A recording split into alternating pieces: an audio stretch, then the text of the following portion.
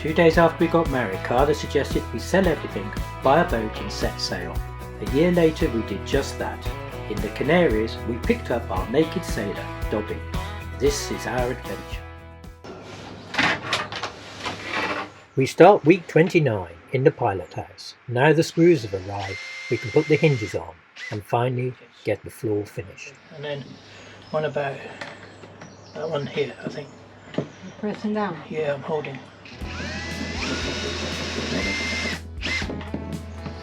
So how do we know where to put this?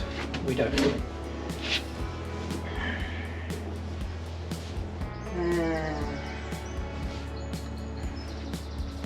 I mean, we know it's there, but how do we know? How can we hold it there?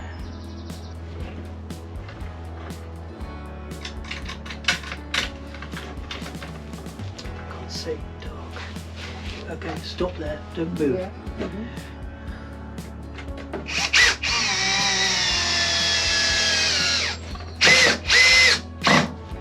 Okay.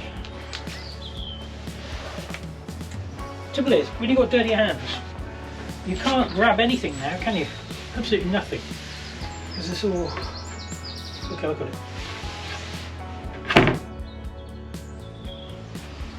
Oh, that's pretty good. Yeah, that's okay. I think we're going to have to put a little bit of felt under it in places. Well, I saw some rubber you can buy. Yeah, something like that. Just to cushion it, you know? Yeah. I mean, it's obviously a bit low here, but it's alright high there, but if it's something like 2 mil, it can just sit and squash.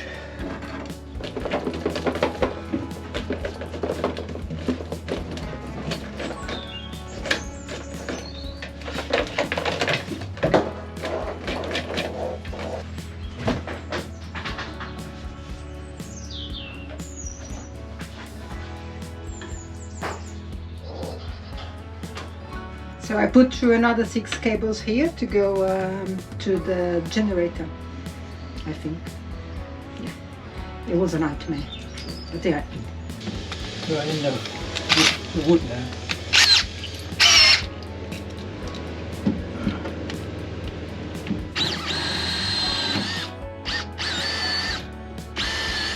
Okay, Simon, tell me your struggles. There's too many, actually, to be honest. I'm getting very tired of the project at the moment, and it's just you don't seem to be getting anywhere near the end. I know you are getting closer to the end, and then you think, oh, I can finish this in 4 weeks, and then you look at it and you go, oh no, it's going to be at least 8 weeks, and it's got terribly fiddly. When you're doing big pieces of paneling on the walls and things like that, it's not too bad. You know, things happen quickly and you see a change, but when you're messing around putting in some hatches and doing the hinges and things like that, it takes a long time. And yeah, so yesterday we were running some cables from the engine to the control panel up at the helm position, and all these things just take time, and they're all fiddly, and it's all drilling little holes and feeding stuff through, and the project almost feels like it has ground to a halt this week. And also, when you get back at night, going and sitting there and trying to actually get a clear mind to order stuff it's difficult. It's just difficult, because I'm personally absolutely exhausted, and I just rather sit there with a glass of wine actually and not move for a few hours before I go to bed. It's absolutely terrible, but it's we are getting there. We're getting there slowly, and I think it's just going to take as long as it takes now. It's kind of like crossing the Atlantic in a way, you know. You start the project and you have a goal in mind, but in reality of it is that it's going to take you as long as it takes to get there, and you will eventually arrive. So no, I don't think we're going to do it in the next 4 weeks at all. I think that's an impossibility now, not without extra help anyway. So we'll see what happens.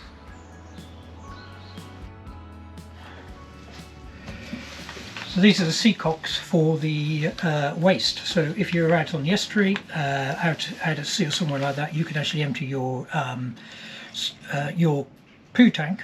Is that the best way to describe your holding tank? Sorry, you could empty your holding tank out to sea.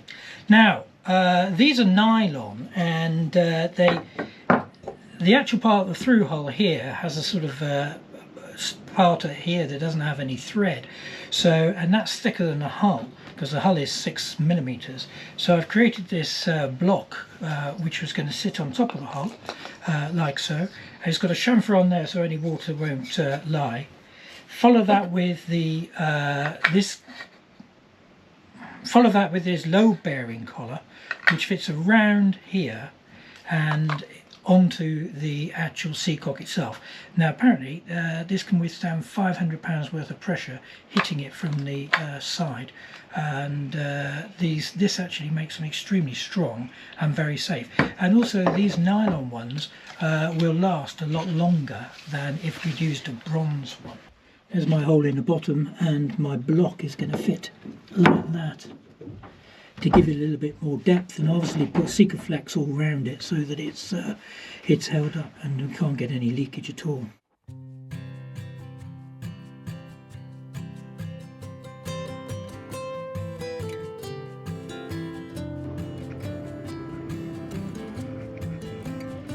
I'll put some around here just to make sure that it's not any bits left, so it kind of seals it. So I've cut this and filed it.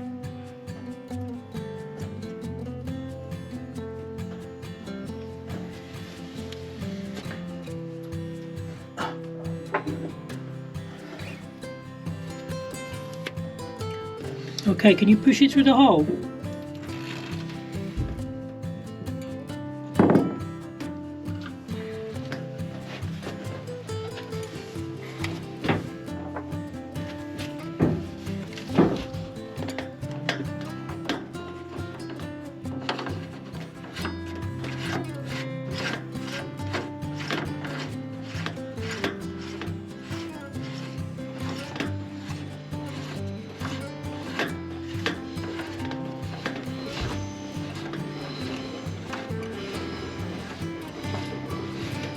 Okay, so we're not going to over tighten this. I'm going to just do it up nice and firm, square it all up, and leave it to dry, and then tomorrow I will tighten it up.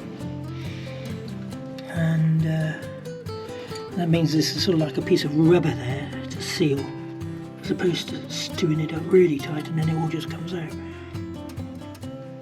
So what does Carla think to the project so far? The spirits are very low this week, really, really low. And then we had a big upset with the boatyard, which doesn't help at all. Hopefully, we're not going to mention, because hopefully things will get sorted without major complications. But yeah, as Simon said, things are, it looks like, sometimes it looks like we're going to finish in time. In the time scale we put in our minds, really, because there's nothing stopping us to go into the water a bit later. But we just want to finish. We are on that point that we really want to finish. And I don't know, I look at the boxes and I see so many things around still, so they need to be done. And yeah, it's too many little things to fit in, and every time we look around we say, oh, we still have to do this one. So yeah, I think we need a bit of encouragement to finish now.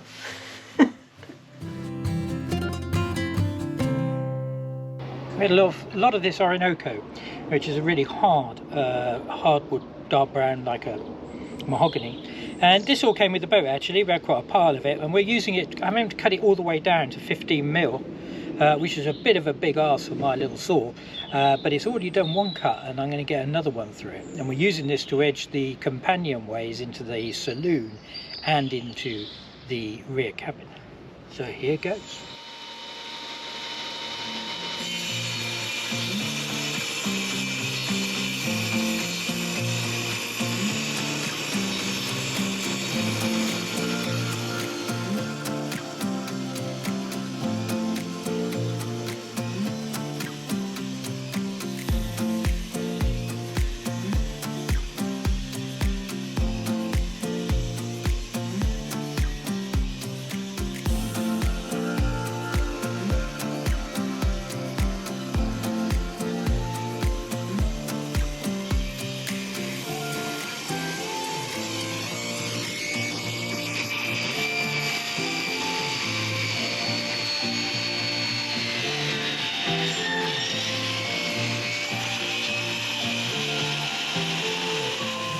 42 and 106.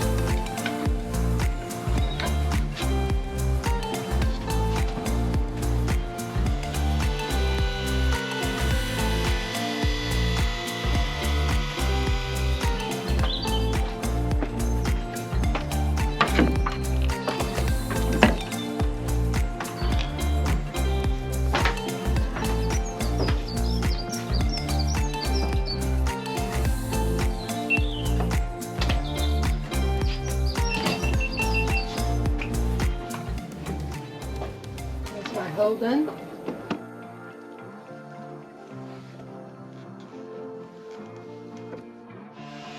There you go, all ready. It wasn't too hard. Just to finish this trim here, and then we're going to make a little white panel there to hide this gap. Is this magnolia, this wood? Orinoco. Orinoco. That's what they told me. Orinoco. Which is really kind of a mahogany, I guess. Mahogany, yeah, that's right, like mahogany.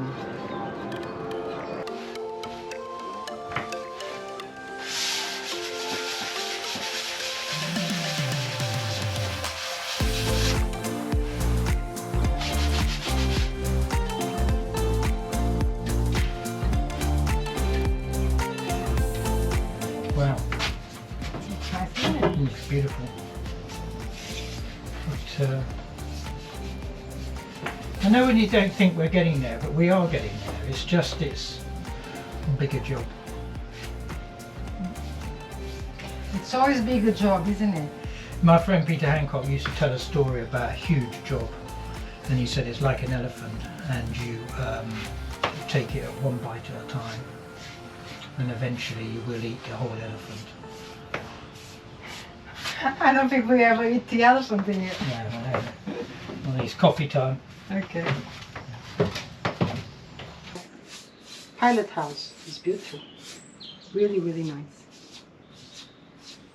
It's been a very difficult week for us this week. And varnishing is quite relaxing. So I'm enjoying it.